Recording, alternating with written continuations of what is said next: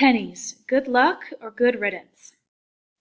As a child, many of us were told the old adage of, find a penny, pick it up, and all day long you'll have good luck.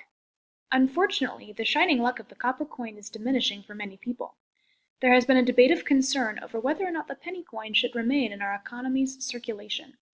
The penny should not be eliminated because it honors the legacy of Abraham Lincoln and the majority of Americans' desire to retain the copper coin.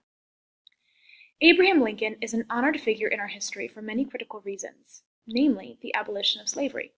As a result, we must honor his memory by retaining the penny coin.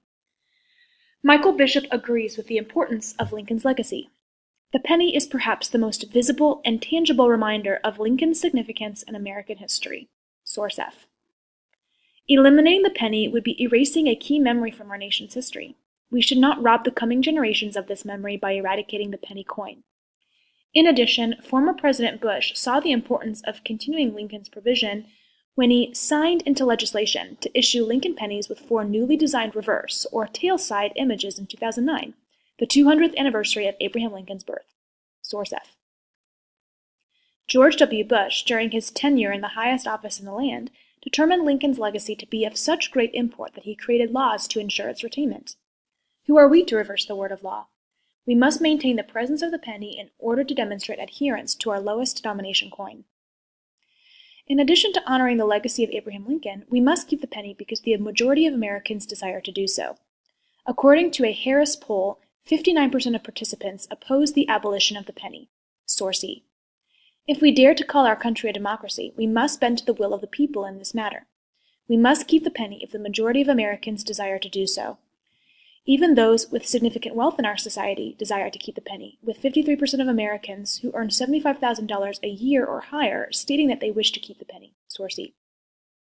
One might have presumed that those with greater wealth would have no need to keep the penny, but even they voted in favor of it.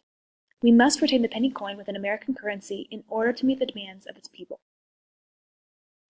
While the majority of Americans are in favor of the penny, there are those that wish to eradicate it. Nina Mirjani, press secretary to Representative Jim Colby, declares that pennies are practically useless in everyday life. The anti-penny movement believes that because of rising costs of living and inflation, the smallest denomination coin has no place in American economy. While this view has some valid points, they completely disregard the importance pennies have played in American history. The first penny was minted in 1797. Source G. By eliminating the penny, we eliminate a part of our nation's history. Keeping the penny in circulation is the only way to continue our country's legacies, stories, and histories in a way that is tangible and present in the average American's life.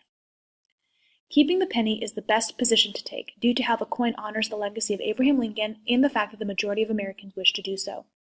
We must not turn our backs on our nation's history by abandoning the copper coin, but rather embrace it further and allow it to continue to thrive within the pockets, purses, and couch cushions of our fellow Americans.